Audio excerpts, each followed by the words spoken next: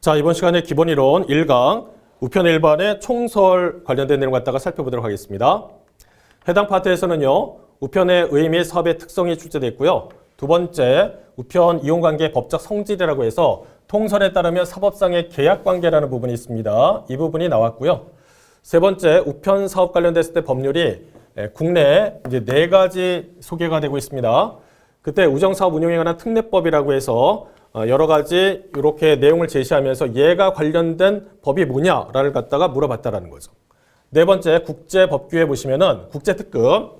이거는 국제우편 관련했을 때 가장 신속하게 보내는 우편 서비스라고 생각하시면 되는데, 이와 관련했을 때 표준 다자간 협정 또는 양자 협정 관련된 내용이 등장합니다. 이 내용이 출제가 됐다라는 거 확인하시고요. 자, 그러면 우편의 의미, 사업의 특성에 대해서 보도록 하겠습니다. 여러분이 기본서를 갖다가 딱 펼쳐보시면 제일 먼저 등장하는 페이지인데, 여기에서 소목적상 의의가 있는 부분이 뭡니까? 라고 한다면 첫 번째 나와 있는 이 내용이라고 보시면 돼요. 자, 우편의 의의라고 하면서 좁은 의미와 넓은 의미를 갖다 구분하고 있습니다. 자, 우리가 우편 일반 관련했을 때 공부하기가 조금 까다로운 부분이 뭐냐라고 하면 거기에 등장하고 있는 굉장히 많은 주체들이 있습니다. 누가 했느냐라는 거죠. 우정사업본부, 우편관서 이렇게 해서 설명을 하고 있습니다. 자, 밑에 나와 있는 우편관서라고 했는데 이거는 도대체 어떻게 되느냐? 뭘 뜻하는 것이냐라는 건데 우편 업무를 갖다가 담당하는 기관이라고 생각하시면 돼요. 그러니까 예를 들어서 우체국, 우편취급국, 별정우체국, 우편집중국 등 여러 가지 기관을 다 포괄하는 개념입니다. 자, 여기에서 좁은 의미는 우정사업본부가 이렇게 돼 있어요. 우리가 조직도를 갖다가 기초특강에서 잠깐 살펴봤는데 우편 관련해가지고요, 제일 위에 정점이 누가 있느냐라고 하면 과학기술정보통신부가 있죠. 그 다음에 우정사업본부가 있으면서 밑에 각 지방에 우정청이 나옵니다. 자, 그러면 느낌상 우리가 얘를 공부를 할 때 넓은 의미에서 우정사업본부가 이렇게 나올 것 같은데 그렇지 않다라는 겁니다. 주의하셔야 되는 부분이에요. 좁은 의미에서는 우정사업본부가 책임지고 서신 등의 의사를 전달하는 문서, 통화, 그 밖의 물건을 나라 안팎으로 보내는 업무라고 되어 있습니다. 범위를 갖다 살펴보시면은 서신 등의 의사를 전달하는 문서, 예를 들어서 편지라든지 아니면 서류 이런 거 보내는 거 있잖아요.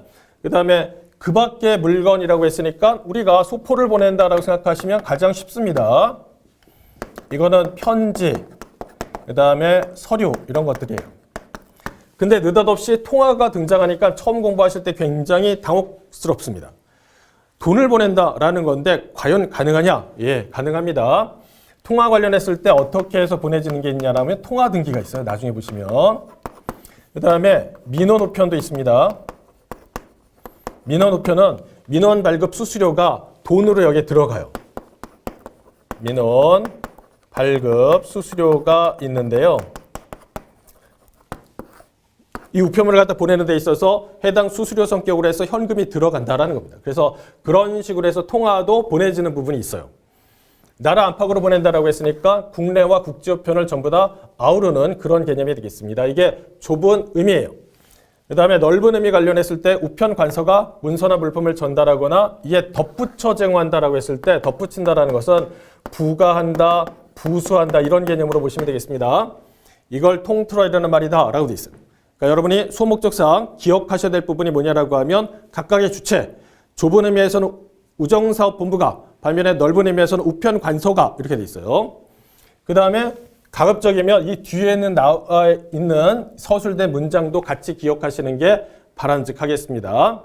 만약 문제를 낸다라고 하면 넓은 의미를 설명하면서 우정사업본부가 문서나 물품을 전달하거나 이에 덧붙여 제공해서 이렇게 쭉 설명이 돼 있고, 반면에 좁은 의미를 갖다가 뭔가 선제를 통해서 설명을 할 때 우편관서가 책임지고 서신 등의 의사를 전달하는 문서 등등등등 이렇게 나온다라고 하면 잘못됐다. 알아야 된다는 거죠. 그 다음에 여기 뒤에 나와 있는 이 문장을 아예 통째로 바꿀 수도 있습니다. 좁은 의미 설명하면서 우정사업본부를 항상 강조하니까 이거 딱 나온 다음에 우정사업본부가 문서나 물품을 전달하거나 이에 덧붙여 제공하는 업무를 통틀어내는 말 이렇게 쓸 수도 있다는 거죠.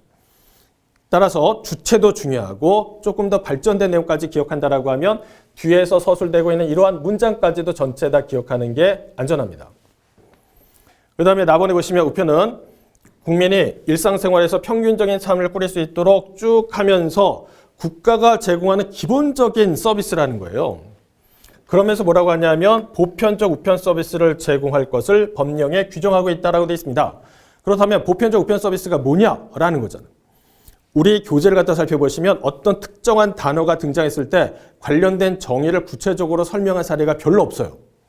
여기는 우편관서도 마찬가지고 보편적 우편 서비스도 마찬가지입니다. 근데 얘가 뜻하는 바가 뭐냐라고 하면 저렴한 비용으로 저렴한 요금을 통해서 내가 어떤 여러 가지 문서나 물품을 보내고자 한다라고 하면 그런 것들에 어떤 특별히 다른 거에 구애받지 않고 자유롭게 보낼 수 있는 그러한 단계의 서비스를 보편적 우편 서비스라고 합니다.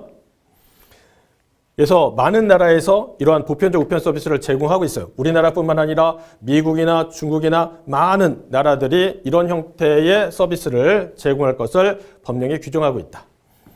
근데 법령이라고 되어 있는데 이거 잠깐 말씀드리면 법령의 범위에는 법률, 그 다음에 거기에 무슨 령, 예를 들어서 우편법 관련했을 때 뭐 시행령, 시행규칙 이런 것들 전부 다 포괄하는 거고 또 경우에 따라서는 거기에 뭐 예규나 훈령이나 고시에 이런 것도 전부 다 포괄하는 넓은 개념이라고 생각하시면 되겠습니다. 그 다음에 답안에 보시면 우편은 이런 식으로 해서 내용이 쭉 나와 있어요. 그냥 굉장히 중요하다라는 것이죠. 정보를 전달하는 데 있어서는. 라본에 보시면 다만 서신과 물건 등의 실체가 전달한다는 점에서 정기통신과는 구별이 된다라고 되어 있잖아요.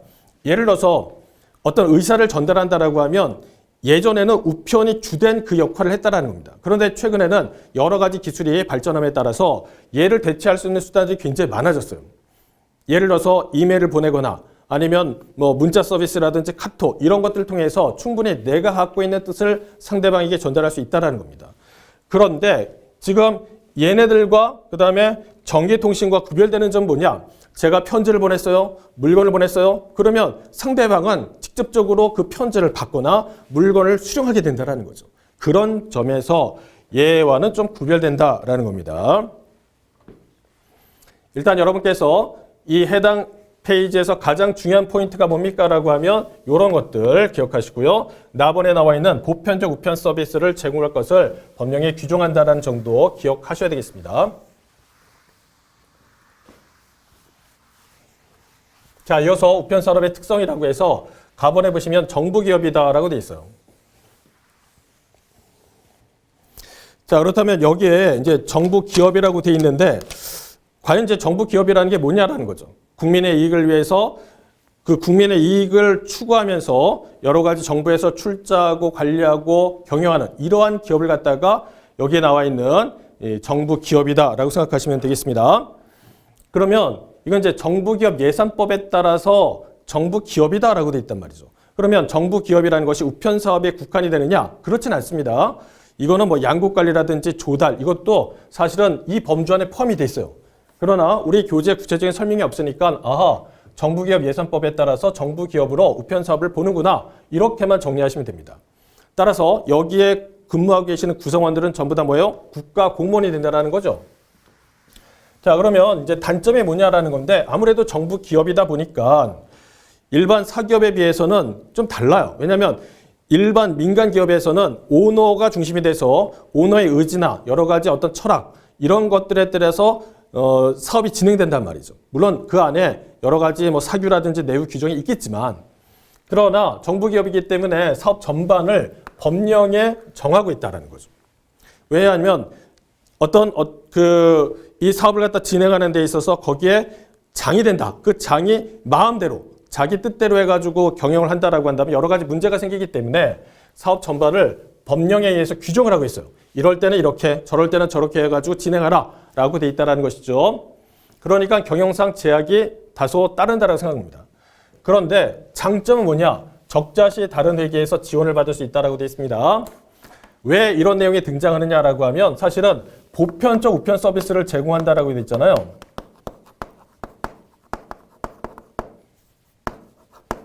이걸 갖다가 제공한다라고 돼 있어요. 그러면 저렴한 요금을 통해서 내가 문서나 물건을 갖다 보낼 수 있다라는 것인데 문제는 예를 들어서 이제 일반 통상 우편물이라고 말씀을 드리겠습니다.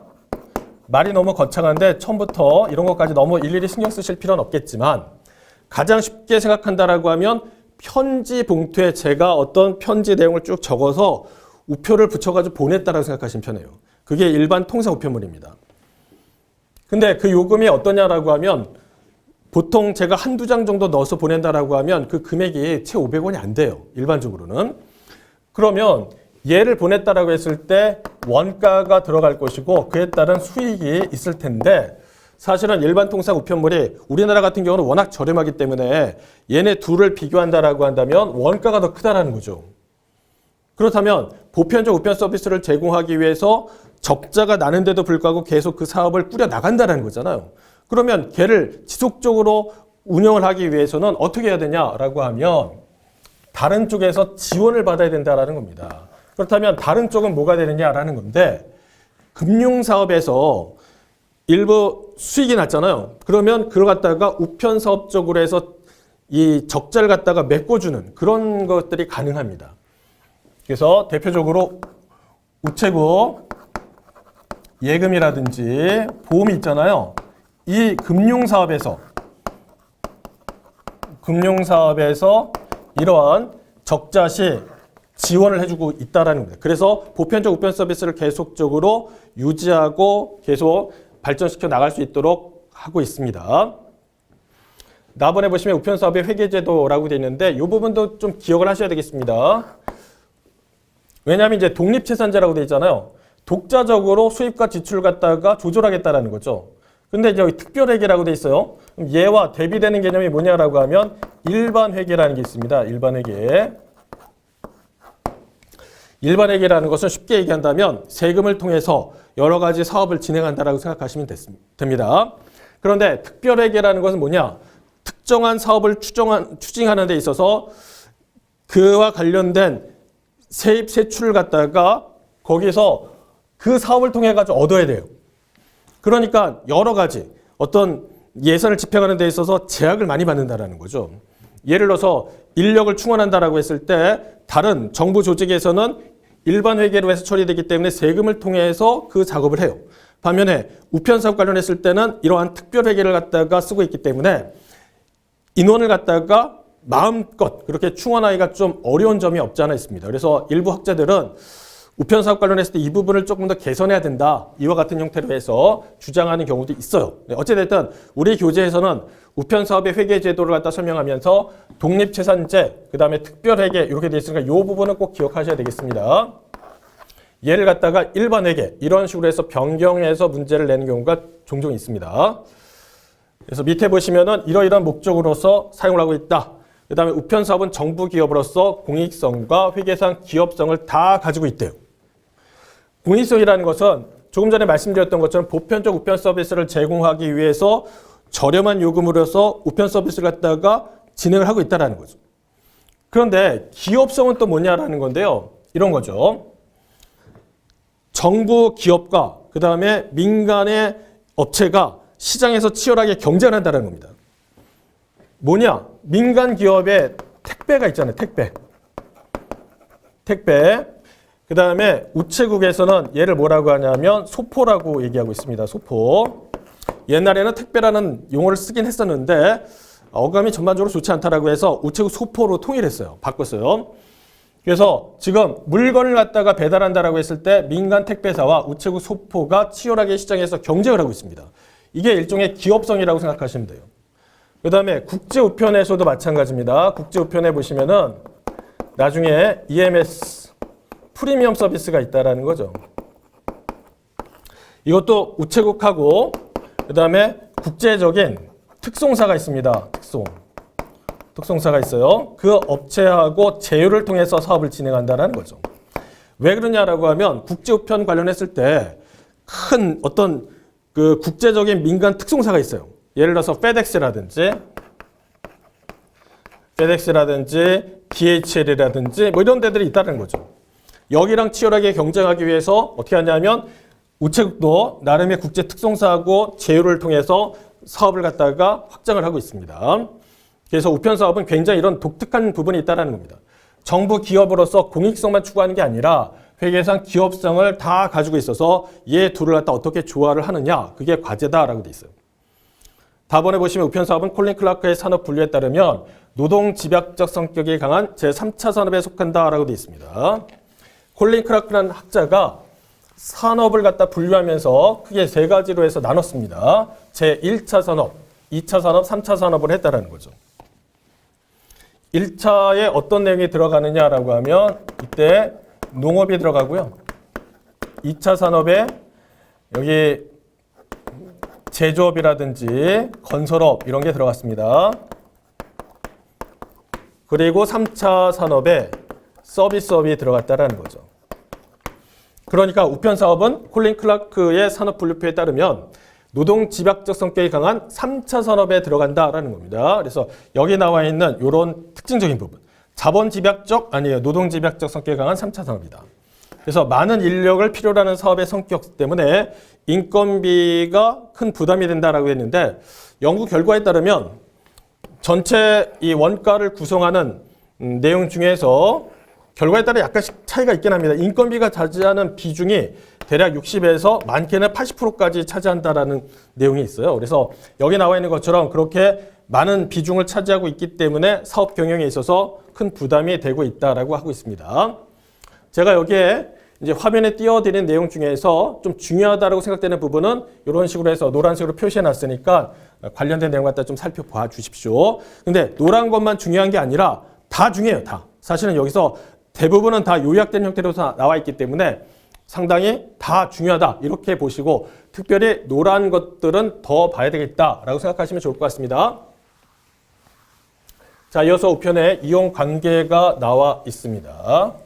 관련된 개념을 보시면 이용자가 우편 서비스 제공 목적으로 마련된 인적, 물적 서비스를 이용하는 관계다라고 되어 있는데 쉽게 얘기한다면 제가 어떤 편지나 서류, 물건을 보내야 돼요. 그럼 이용자가 되는 거죠. 그래서 그 서비스를 갖다가 우체국 가서 거기에 담당자, 그 다음에 우체국 관련했을 때 여러 가지 설비, 우편을 갖다가 분류하거나, 그 다음에 운반차에 싣거나, 그 다음에 차량을 통해서 운반하거나 이런 일련의 과정들 전부 다 이걸 이용하겠다라는 거죠. 그러한 개념을 우편의 이용관계라고 하고 있습니다.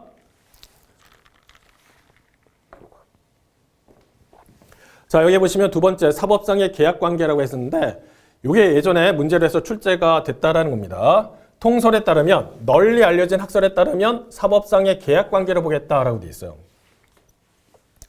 이게 공법 관계가 있고요. 사법 관계가 있습니다. 공법 관계라는 것은 이렇게 국가가 있으면 국가와 개인, 수직적인 관계라고 생각하시면 돼요. 주로 이제 이런 것들을 다루는 게 뭐 헌법이나 행정법 이런 것들이라고 생각하시면 좋을 것 같고요. 반면에 사법 관계라는 것은 개인과 개인이 수평적인 관계로 해서 이 둘 사이에서 여러 가지 법률적인 관계가 등장을 하고 있습니다. 자, 그런데 우편의 이용관계 관련했을 때 내용에서는 비록 우편 사업의 경영 주체는 국가예요. 그러면 국가와 개인 이런 수직적인 관계냐? 아니다라는 거예요. 얘처럼 수평적인 관계라고 해서 얘기하고 있습니다. 그러니까 이게 비록 국가 기관이에요. 지금 여기 우편 산업 관련했을 때가 국가 기관이지만 얘와 얘 사이에서는 이런 관계가 아니라 수평적인 관계를 띠고 있다라는 거예요. 그래서 물론 이용관계에서 다소 권위적인 측면도 없지 않아 있겠죠. 왜냐하면 얘가 더 높은 자리에 앉아있기 때문에. 그렇지만 기본적으로 우리가 얘를 바라보는 시각에 있어서는 사법상의 계약관계라는 것이 통설입니다. 통설.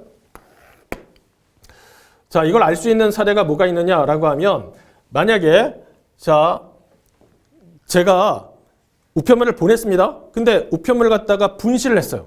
경우에 따라서는 여러 가지 거기에 뭐 손실이거나 아니면 지연 배달이 됐다라는 겁니다. 즉 손해배상을 해야 되는 상황이 나옵니다. 지연 배달이라든지 해당 우편물에 손실이나 분실이 일어났다라는 거죠. 그럼 이러한 손해배상이 일어났다라고 했을 때 얘에 대해서 손해배상을 청구했는데 내가 원하는 금액 수준은 이 정도예요. 그런데 여기에서 뭐라고 판단을 했냐면 계산해 보니까 이 정도 됩니다. 그러면 나는 그걸 갖다 도저히 수용할 수 없다라고 했을 때 그 다음 단계를 어떻게 하느냐라고 하면 소송을 진행합니다. 그래서 나는 그거에 대해서 인정할 수 없어. 나는 그거 너무 억울해. 이게 이제 불복이라고 해요. 불복. 억울해라고 하면서 그 다음 단계 뭐라 하냐면 민사소송을 제기합니다. 민사소송. 느낌상 국가기관과 개인 간의 어떤 손해배상에 대한 문제가 있으면 민사가 아니라 다른 이제 내용이 들어갈 것 같은데 아니라는 거예요. 민사소송으로 해서 하게 됩니다. 그래서 이것을 갖다 유추해 보면은 이게 관계가 사법상의 계약관계라는 측면이 이해가 된다라는 거죠. 그 다음에 나번에 보시면 우편의 이용관계자라고 해서 우편관서와 그 다음에 발송인 수취인이 있다라고 되어 있습니다. 말이 굉장히 어려운데 이런 거죠. 어떤 우편물을 갖다 보낸다라고 하면 보내는 사람, 그 다음에 받는 사람, 여기에 우체국 이렇게 있다라고 가정을 해보겠습니다. 우편물을 갖다 일로 가서 보내주십시오 라고 하겠죠. 그때 이용 관계자가 세 사람이 등장한다라는 겁니다. 여기에 가만히 보시면은 보내는 사람을 뭐라고 하냐면 발송인이라고 하고요. 그 다음에 받는 사람은 수취인, 그 다음에 우체국을 우편관서 이렇게 한다라고 보시면 되겠습니다. 자, 이 이용 관계자 사이에서 여러 가지 우편물 송달이라고 되어 있는데 배달한다라고 생각하시면 좀 쉬워요. 우편물 송달 계약의 권리와 의무가 있는데 어떤 내용이냐? 우편관사 입장에서는 보시면 우편물 갖다가 얘를 갖다가 어떻게 해요? 이쪽에서 받아서 수취인에게 송달을 해야 되죠. 배달을 해야 될 의무가 있고 그 과정에서 여러 가지 비용이 발생됐을 테니까 요금, 수수료, 징수권 등이 있습니다. 반면에 발송인은 자, 이것 좀 보내주십시오라는 게 송달 요구권이에요. 반면에 우편물 반환 청구권이라는 건 뭐냐라고 하면 우편물을 더 이상 보낼 필요가 없다라고 한다면 그거 다시 돌려주십시오라는 게 여기 나와 있는 반환 청구권입니다. 자, 이어서 수취인 보시면 우편물 수취권, 그 우편물 받아야 되는 거죠. 그 다음에 수취 거부권도 있습니다. 수취 거부권, 자, 이것도 좀 볼 필요가 있습니다. 수취 거부권이라는 건 안 받겠다는 얘기죠. 안 받는 이유는 여러 가지가 있을 수 있어요. 예를 들어서 어떤 우편물이 왔는데 그걸 보니까 내가 지금 받으면 안 될 상황이에요. 그러니까 예를 들어서 내가 어떤 중요한 자리에 있는데 그 사람이 나한테 어떤 일종의 뇌물 성격으로 해서 뭔가를 보냈다? 근데 그거 받으면 안 되겠다? 거절. 난 그거 받기를 거부하겠습니다. 이렇게 하는 경우도 있고 또 때에 따라서는 어떤 우편물을 내가 받기로 했는데 보니까 이게 원래는 이제 그릇이에요. 그런데 그 우편물을 딱 받는 순간 소리를 들어봤어요. 그랬더니 뭔가 깨진 소리가 들어간다. 그러면 어떻게 하냐면 그걸 받기를 거부합니다. 그런 경우가 이런 거라고 생각하시면 되겠습니다. 근데 수취 거부권은 나중에 손해배상하고 좀 연결되는 부분이 있어요. 그래서 요거 하나는 미리 적어두시죠. 손해배상. 나중에 이제 손해배상의 제한 관련했을 때 내용이 등장하는데 만약 우편물을 정당하게 수령했을 때는 손해배상을 제한한다는 내용이 나오거든요. 그런 것들 때문에 자, 이 우편물이 왔다? 뭔가 이상하다라고 한다면 수취를 거부하도록 하는 그런 내용이 등장합니다. 일단 여러분께서는 여기 나와 있는 기본적인 우편관서와 발송의 수취인 간의 여러 가지 권리와 의무를 갖다가 잘 한번 봐주시고요. 제일 중요한 것은 사법상의 계약관계라는 내용이 있습니다. 이 부분 기억하시고요. 물론 저 뒤에 가면은 예금 일반 쪽에 예금 일반에서 뭐가 나오냐면 국가나 지방자치단체와의 거래가 있어요. 예금 거래를 하는 데 있어서 예금 거래 상대방으로서 국가나 지방자치단체의 거래라고 돼 있는데 이걸 또 통설에 따르면 어떻게 보느냐라고 했을 때 이거는 사법관계로 본다라는 내용이 있습니다. 그래서 이거 이제 연관해서 한번 내용을 기재해 주시면 좋을 것 같아요. 나중에 예금 일반 쪽에서 다시 한번 말씀을 드리도록 하겠습니다. 그 다음에 우편의 그 이용 계약의 성립 시기가 있는데 이 부분은 예전에 출제가 됐었어요.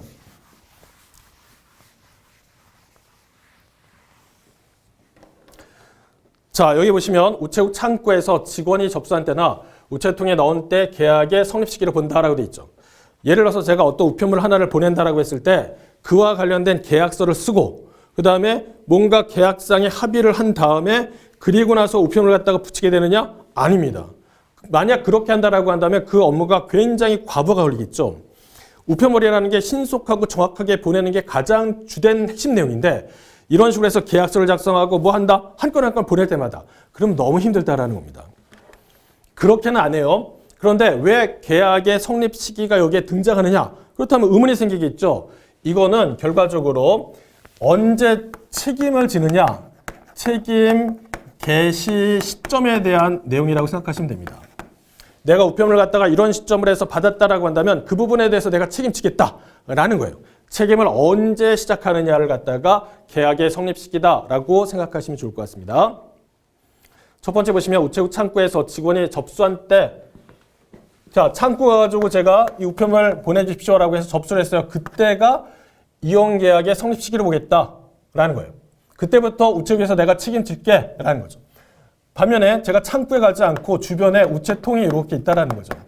여기다가 우편물을 딱 집어넣었다라고 한다면 언제 계약의 성립 시기를 보느냐? 바로 그 집어넣은 때로 보겠다는 겁니다. 집어넣은 때.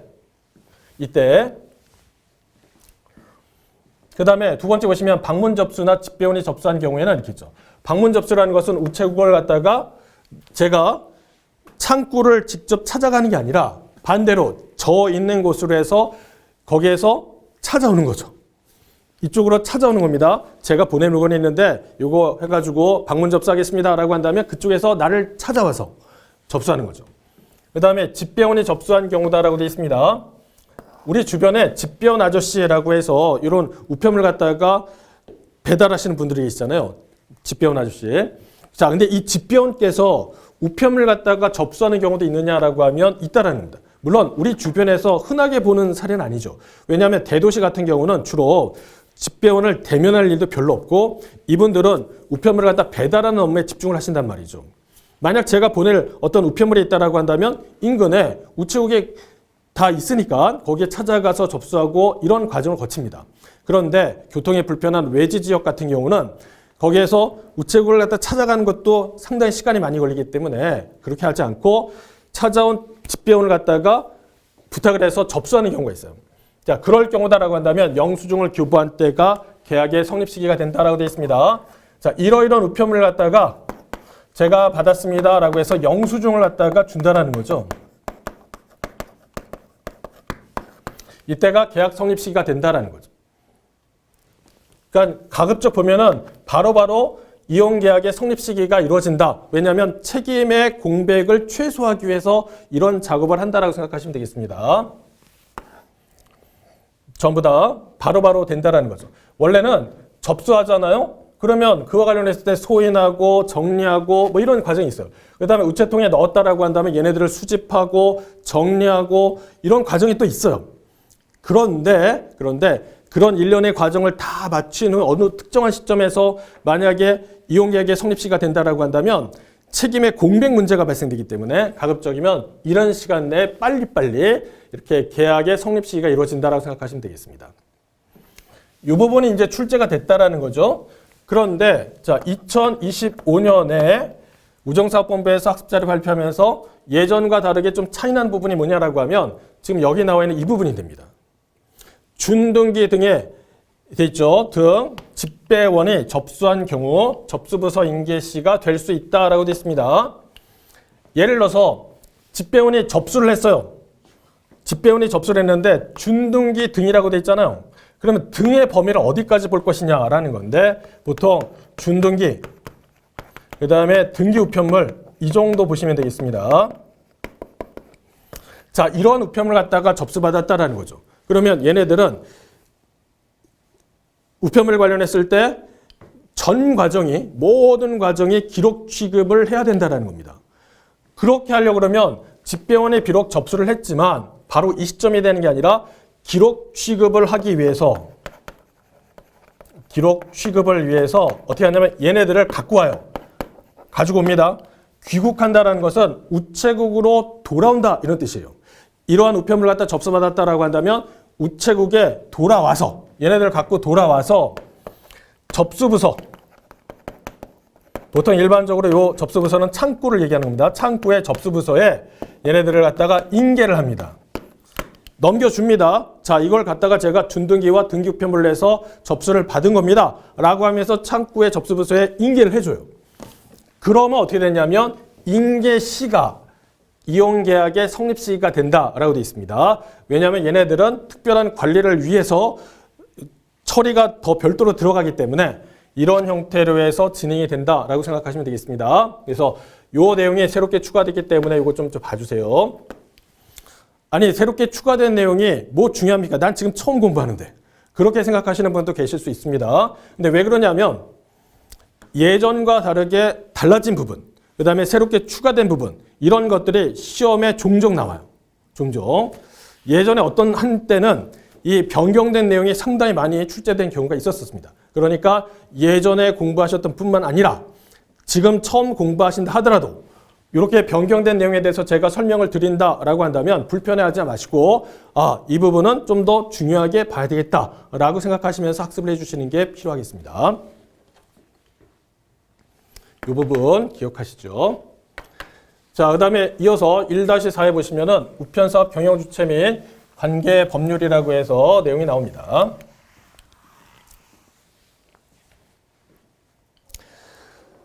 일단 가번에 보시면 경영주체라고 나오잖아요. 우편사업은 국가가 경영을 한대요.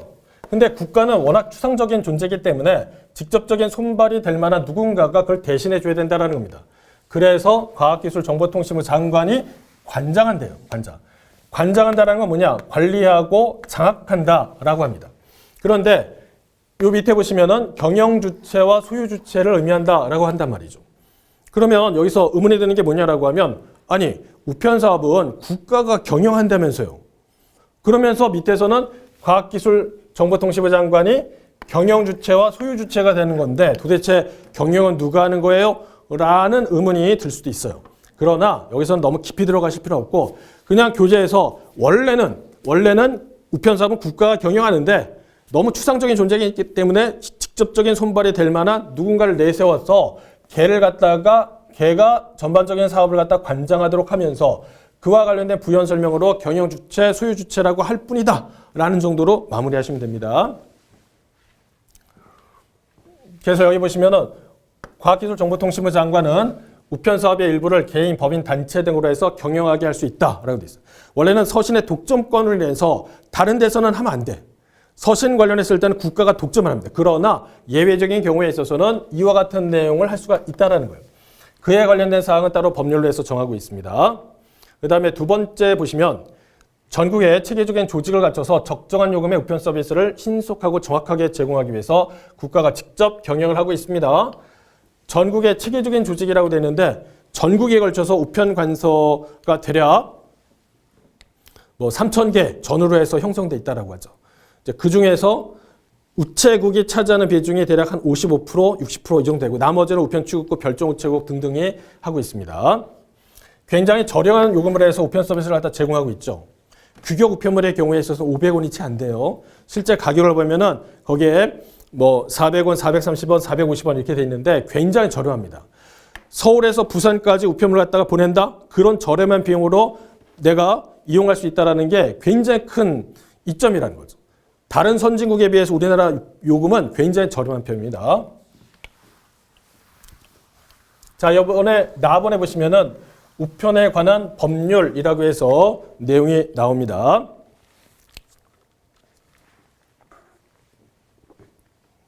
자, 여기 보시면은 첫 번째 우편법이라고 해서 내용이 나오죠. 자, 이것도 좀 기억하실 필요가 있겠습니다. 예전에 출제가 된 것은 세 번째 나와 있는 우정사업 운영에 관한 특례법인데 만약 비슷한 형태로 해서 또다시 출제가 된다고 했을 때 가장 출제 가능성이 있는 것은 우편법이라는 거죠. 자, 여기 보시면 사실상 우편에 관한 기본법이다. 우편사업의 경영 형태, 우편의 특권. 특권이라는 것은 우편사업의 보호규정이라고 생각하시면 됩니다. 보호규정. 다음 시간에 이 구체적인 내용을 갖다가 살펴보도록 할 거고요. 우편 서비스의 종류, 보편적이냐 선택적이냐 이런 것도 있고 이용 조건, 손해배상, 벌칙 이런 게 있습니다. 벌칙 관련했을 때는 뭔가를 위반했다라고 했을 때 위반 시에 이와 관련했을 때 징역이라든지 벌금이라든지 과태료 관련된 규정들이 있어요. 그 다음에 최초 제정한 게 몇 년이냐 이것도 좀 보시는 게 필요하겠습니다. 왜냐하면 네 가지가 제시가 되고 있는데 최초 제정했을 때 몇 년도다라는 내용이 나와 있어요. 그러면 이걸 순서대로 나열했을 때 어떤 식으로 해서 이게 다시 한번 이 순서가 되는지 봐야 된다는 겁니다. 그래서 우편법이 1960년 2월 1일, 뭐 뒤에 나오는 것 같이 구체적으로 보실 필요는 없겠지만 이 정도 연도는 한번 봐주시고요. 두 번째 보시면 우체국 창구 업무의 위탁에 관한 법률이라고 되어 있습니다.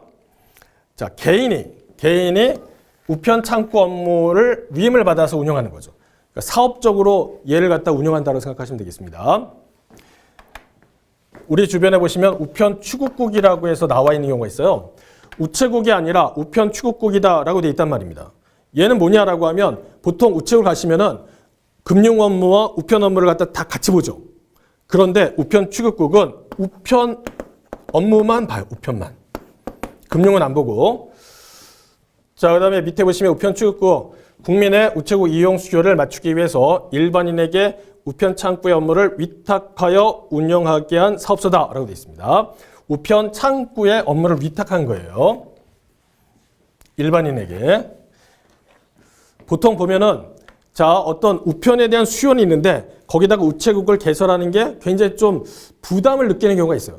그 정도까지 수요가 많은 건 아닌 것 같은데 그래도 어느 정도 수요는 있다. 그럼 어떻게 해야 될까라고 했을 때 여기에 우편 취급국을 거기에 만드는 경우들이 꽤 있습니다. 그래서 새로운 신도시에 보시면은 아주 크게 졌다라고 했을 때 거기에 우체국들이 들어가긴 해요. 근데 모든 지역에 다 이 우체국을 갖다 만들기는 어려우니까 중간중간에 우편 취급국으로 해서 이렇게 운영을 하고 있습니다. 최초 제정해 보시면 1982년이에요. 세 번째, 우정사업 운영에 관한 특례법이라고 해서 내용이 나옵니다. 얘는 우정사업의 경영 합리성과 우정서비스의 품질을 높이기 위한 특례 규정이다. 사업의 범위에 이런 것들이 다 포함됩니다. 여기 나와 있는 이런 것들 다 들어가 있어요. 우편환. 우편환이라는 것은 예를 들어서 마치 수표랑 비슷한데요. 우체국에서 우편환을 갖다가 발행해 줍니다. 저도 이제 예전에 언제 썼느냐라고 하면 군복무 시절에 좀 돈이 필요하다라고 한다면 집에 연락해서 그때 당시에는 뭔가 이렇게 보내기가 수월하지가 않았거든요. 그러니까 우편환을 갖다 10만 원 해서 책사에 넣어서 보내주시면 제가 그걸 갖다 받아가지고 이제 뭐 시에 아니면 도시에 나가는 분한테 부탁을 해가지고요. 요걸 좀 현금으로 바꿔주십시오라고 해서 받아서 쓴 그런 경험이 있거든요. 우편환입니다. 그다음 우편대체라고 돼 있는데 우체국의 일종의 장부를 갖다가 내가 만들어놨다고 생각하시면 됩니다. 이를 통해서 뭔가 대금을 결제하고 여러 가지 공과금이나 세금을 갖다가 납부하는 그러한 서비스라고 생각하시면 되겠고요.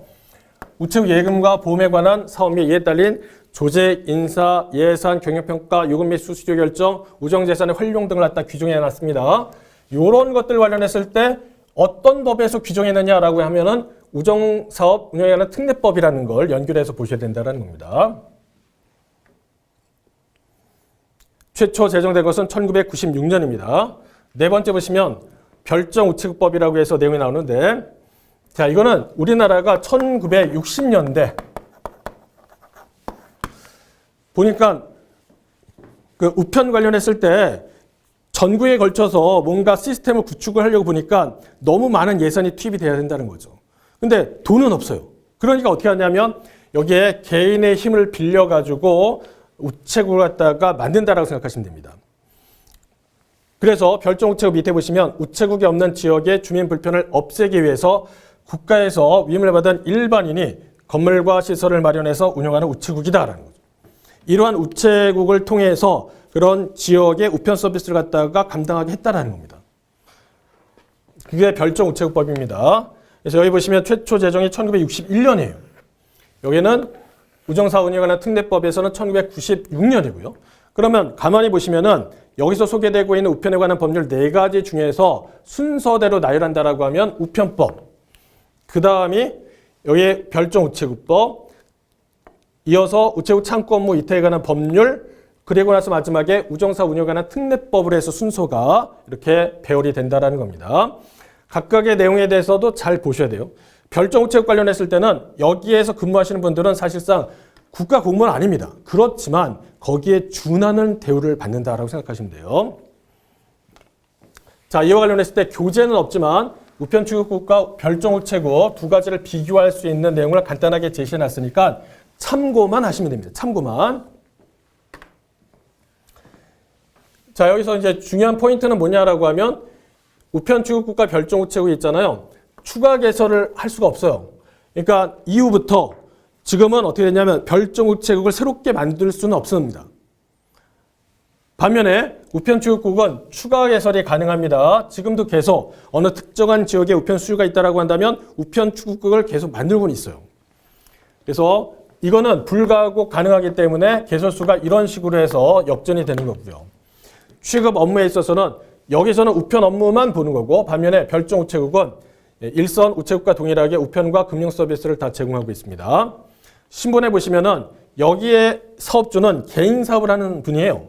반면에 별종 우체국 관련했을 때는 공무원은 아니지만 거기에 준하는 급여나 복지 혜택을 제공하고 있으면서 별도의 연금도 이걸 운영을 하고 있습니다. 공무원 연금과는 좀 달라요.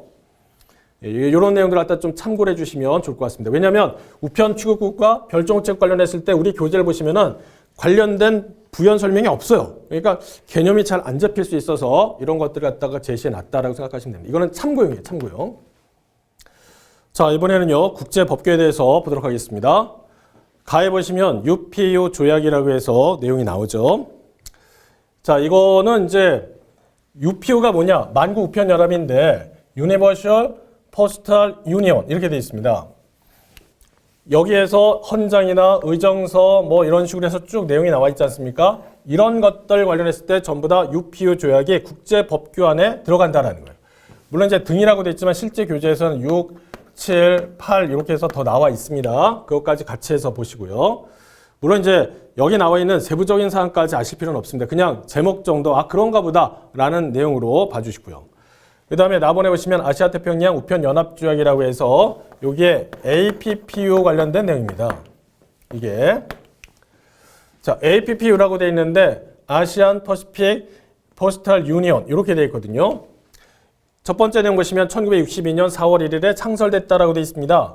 원래 종전의 이름은 이거였는데 얘가 이름이 바뀌면서 아시아태평양 우편연합이라고 됐다라는 것이죠. 그 다음에 아시아태평양 지역에 있는 이런 우정청 간의 협력 관계를 설정, 발전 목적을 하고 있다. 뭐 이러이러한 원활한 교환, 그 다음에 이런 협력 증진을 갖다가 목적으로 하고 있습니다. 자, 그런데 여기서 우리가 조금 눈여겨볼 부분이 뭐냐라고 하면 1962년 4월 1일에 창설됐다라고 했잖아요. 자, 근데 이게 여러분 이제 국제우편에 가시면은요, 거기에 국제기구에 대한 설명이 나와 있습니다. 당연히 이제 APPU 관련해가지고 여러 가지 내용이 서술돼 있는데 거기에 보면 1961년 1월 23일에 4개국이 모여서 창설했다라는 내용이 나와요. 그 다음에 1962년 4월 1일에 협약이 있는데 그 협약이 발효되었다라고 돼 있거든요. 이런 식으로 기술하고 있습니다. 그러니까 이쪽 부분에서 서술하고 있는 내용과 그 다음에 우리가 지금 보고 있는 해당 페이지의 내용의 표현이 약간 달라요. 창설만 놓고 본다라고 하면 사실은 1962년 1월 23일 4개국이 창설했다라고 되어 있거든요. 그 다음에 엄밀한 의미에서 본다라고 하면 협약이 발효된 시점이 이렇게 되어 있습니다. 그렇다면 둘 중에 어떤 게 더 정확한 내용이냐라고 하면 보는 사람의 시각에 따라 약간 다를 수 있겠지만 보다 나름의 어떤 흐름을 정확하게 보여준 것은 뒤쪽에 나와 있는 국제우편 파트예요.